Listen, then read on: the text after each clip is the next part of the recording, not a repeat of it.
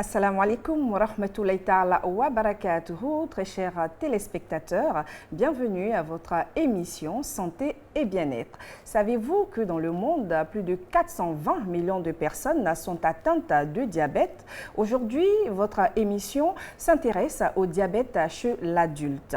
Quels sont les signes de cette maladie? Quelles en sont les causes et quel traitement? Autant de questions qui seront soumises à notre consultant, Dr Traoré Mouri, endocrinologue, diabétologue et nutritionniste. Docteur, assalamu alaikum wa rahmatullahi ta'ala wa barakatuhu. Wa alaikum salam wa rahmatullahi ta'ala wa barakatuhu. Docteur, d'entrée, expliquez-nous ce que c'est que le diabète. Bien, je dirais que le diabète, c'est d'abord une maladie métabolique.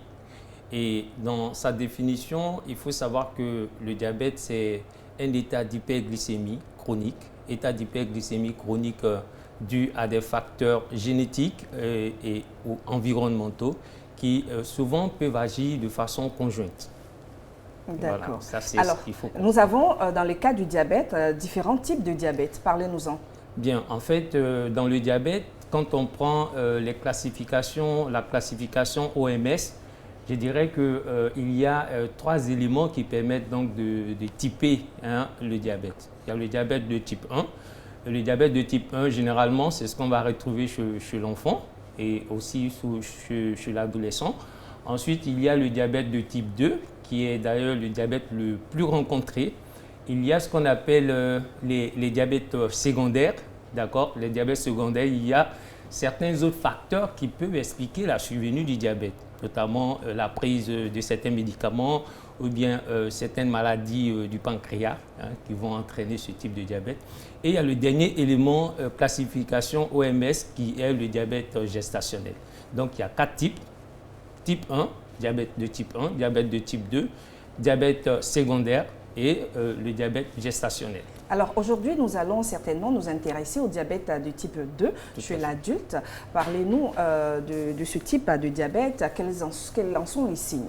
Bien, en fait, je dirais que le diabète de type 2, c'est d'ailleurs le diabète le plus rencontré. Je dirais dans presque 90% des cas, c'est ce qu'on va rencontrer. Et dans ce diabète de type 2, il faut savoir que c'est le diabète d'abord qui va apparaître chez le sujet âgé, très souvent. Et le sujet âgé avec un certain morphotype, c'est-à-dire une certaine forme. Ce sujet âgé peut être très souvent obèse, d'accord. Et également, ce diabète va apparaître de façon progressive. C'est-à-dire que le sujet ne va pas présenter de façon brutale son diabète. Certainement, dans le type 1, nous allons parler de cela, je vais dire. Et aussi, ce type de diabète de type 2 va nécessiter une certaine hygiène de vie et tout ça, et aussi des prises de comprimés pour pouvoir mieux faire face donc à cette situation. D'accord. Nous en venons maintenant aux causes. Qu'est-ce qui est à l'origine du diabète de type 2 chez l'adulte? Voilà. Et là, qu'est-ce que je dirais? Je vais remonter un peu, je dirais, aux facteurs qui entraînent ce diabète. Tantôt, je parlais de facteurs environnementaux et ou génétiques et souvent qui peuvent agir conjointement. Ça veut dire quoi? Qu'il y a des facteurs environnementaux, notamment portant sur qui seront à l'origine d'une obésité. Et dans ces facteurs environnementaux, il s'agira de qui? Il s'agira du patient qui va s'alimenter trop sucré. Il va s'alimenter trop sucré avec de façon préférentielle les sucres raffinés dans tout ce qu'il va prendre comme aliment. Alors, juste une petite pause pour expliquer les sucres raffinés. En fait, les sucres raffinés, c'est le sucre industriel qu'on va retrouver sur nos marchés, notamment les sucres qui seront faits à base de saccharose, notamment quand on va prendre la canne à sucre. On va raffiner le sucre et on aura le sucre semi-raffiné qui se présente un peu sous la forme sucre roux, et il y a le sucre très raffiné sous la forme sucre blanc. Et voilà, donc dans tous les aliments qu'il aura à consommer, notamment les boissons, tout ce qu'il va prendre comme jus de fruits, il va encore en rajouter en sucre raffiné, et donc ça fait déjà aliment hypercalorique. Et donc, ça va l'amener à prendre du poids, à devenir obèse. Et cette obésité sera aussi entretenu par tout ce qu'il y a comme aliments gras. Ça fait des aliments, ça fait, je dirais, des facteurs environnementaux, mais cela est soutenu par une grosse sédentarité. C'est le sujet qui, ma foi, ne fera pas d'activité physique. Pour dépenser cette énergie. Pour dépenser cette énergie qui était déjà de trop. Voilà, et très souvent assis entre deux murs, assis devant la télévision, assis tout le temps dans le bureau. Voilà des facteurs qui, lorsque ces facteurs sont réunis, on peut faire un diabète de type 2. Et également, j'ai parlé de facteurs génétiques. Le facteur génétique peut se voir sous l'angle de l'hérédité. On va retrouver des familles où on aura cette notion de diabète dans la famille. On peut retrouver aussi certaines femmes qui ont de gros bébés à la naissance, d'accord? Et aussi certaines femmes qui, pendant leur grossesse, vont avoir des glycémies élevées qui peuvent expliquer la survenue du diabète de type 2, puisqu'il y a des sujets qui sont des sujets à risque de faire aussi le diabète de type 2, notamment la notion de diabète dans la famille. Là, je reviens dessus pour qu'on puisse bien comprendre. Et également, ces femmes-là qui auront de gros bébés à la naissance. Et également, ces femmes-là qui, au cours de leur grossesse, peuvent avoir des glycémies élevées et donc, à une certaine période de leur grossesse, qui peuvent donc tous faire le diabète de type 2. Alors, quand on a un parent diabétique dans la famille, quels sont, en termes de pourcentage, de risque pour qu'on présente aussi un diabète?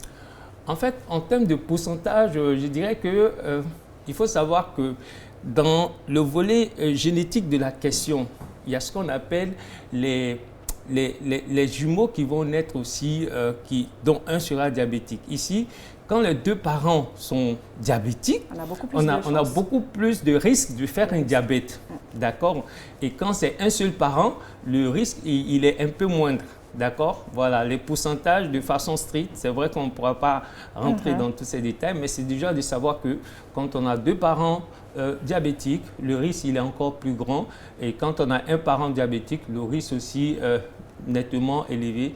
Voilà, en tout cas, dans les deux cas, il faut faire très attention lorsqu'on a dans la famille des parents diabétiques. Le diagnostic du diabète se fait comment? Quel est l'examen conseillé pour pouvoir détecter chez un individu qu'il est ou non diabétique?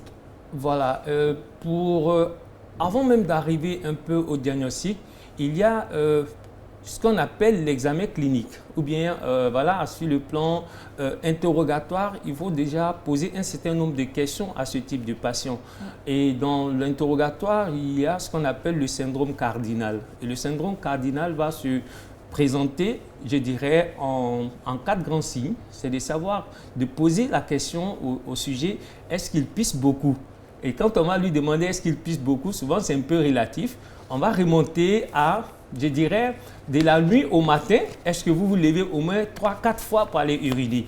Ça veut dire que déjà, il y a une certaine tendance à uriner beaucoup. Ça, c'est un premier élément. Ensuite, le deuxième élément, je dirais, c'est est-ce qu'il a tendance à avoir soif? La polydipsie, est-ce qu'il a tendance à avoir soif? Et puis, je dirais, à boire beaucoup. Voilà. Ensuite, lui demander est-ce qu'il mange beaucoup? S'il dit oui, et de surcroît, ce sujet-là, bien qu'il mange beaucoup, il va maigrir. Et quand on a ce syndrome cardinal, il est beaucoup plus intéressant de demander, sinon le médecin ne doit même pas hésiter à demander ce qu'on appelle une glycémie à jeun. Ça devient déjà le premier élément qui permet déjà de faire le diagnostic, comme pour répondre tout à l'heure à votre question. Et donc, quand on va faire le diagnostic aujourd'hui, avec l'évolution de la médecine, je dirais, on a 4 éléments, je dirais, qui nous permettent déjà de poser un diagnostic. Le premier élément, c'est la glycémie à jeun. Et cette glycémie à jeun, lorsqu'elle est supérieure à 2 reprises à 1,26 g par litre, on dira qu'il y a un diabète.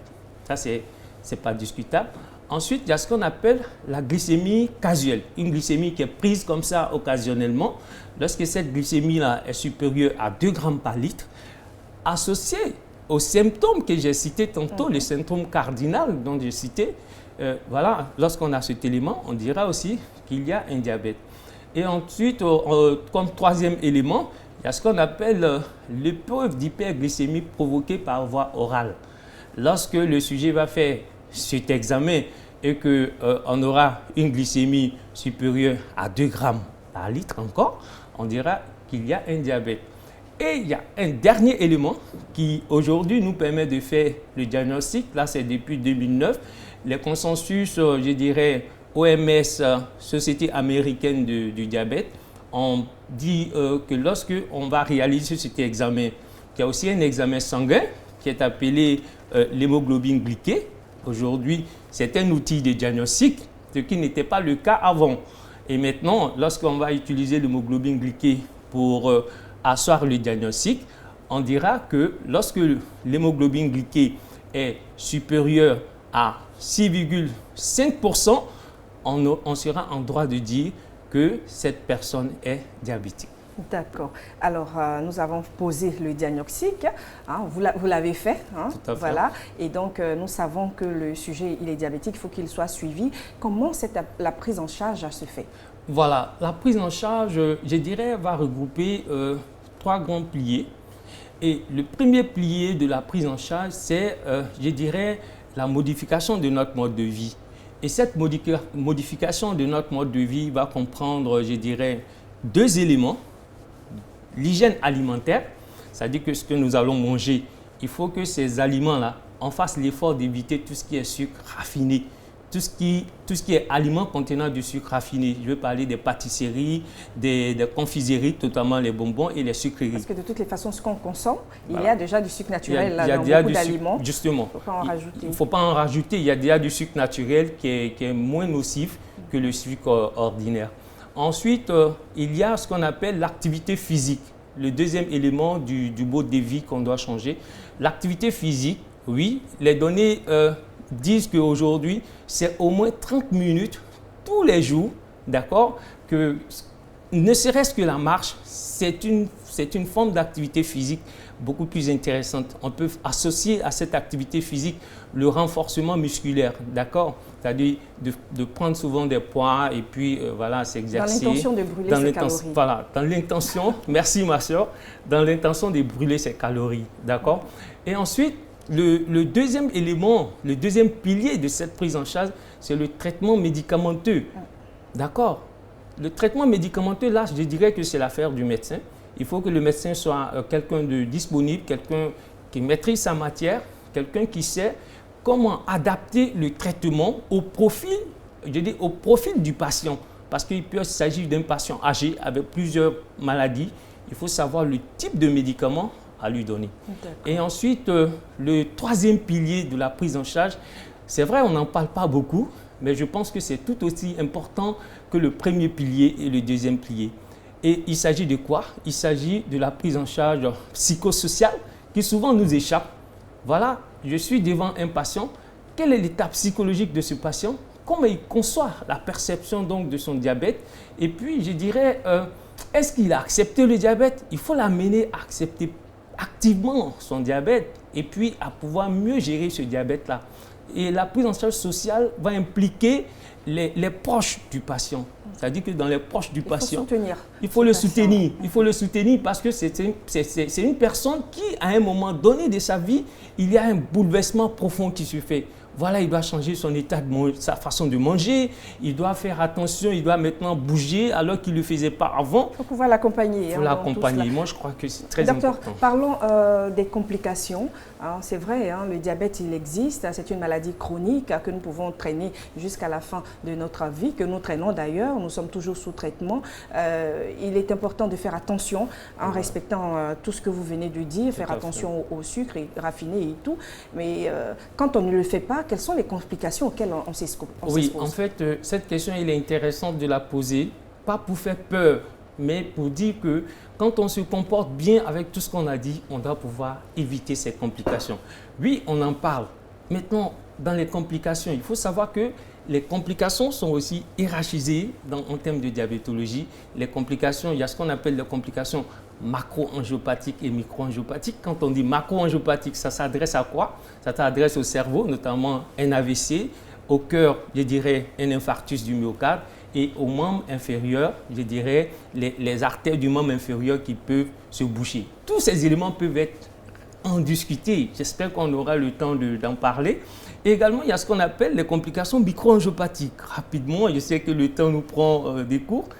Il faut savoir que dans les complications micro-angiopathiques, il y a les rétinopathies, la rétinopathie du diabétique, il y a la néphropathie du diabétique, c'est-à-dire les atteintes au niveau rénal. Et également, il y a ce qu'on appelle les neuropathies du diabétique. En tout cas, ce qu'on retient, Dr Traoré Mori, c'est que les complications, elles sont énormes. Oui. Et donc, il faut faire attention à sa santé. Merci infiniment. Je rappelle que vous êtes endocrinologue, diabétologue et nutritionniste. Merci de vous être prêté à toutes ces questions pour, bien sûr, étayer la lanterne de tous nos téléspectateurs. C'est sur ces notes que Santé et Bien-être de ce jour prend fin. Merci de nous avoir suivis et impatiemment retrouvons-nous la semaine prochaine pour un autre sujet. Mais d'ici là, portez-vous bien et faites attention à vous car votre santé contribue à notre bien-être. Wassalamu alaikum wa rahmatullahi ta'ala wa barakatuh.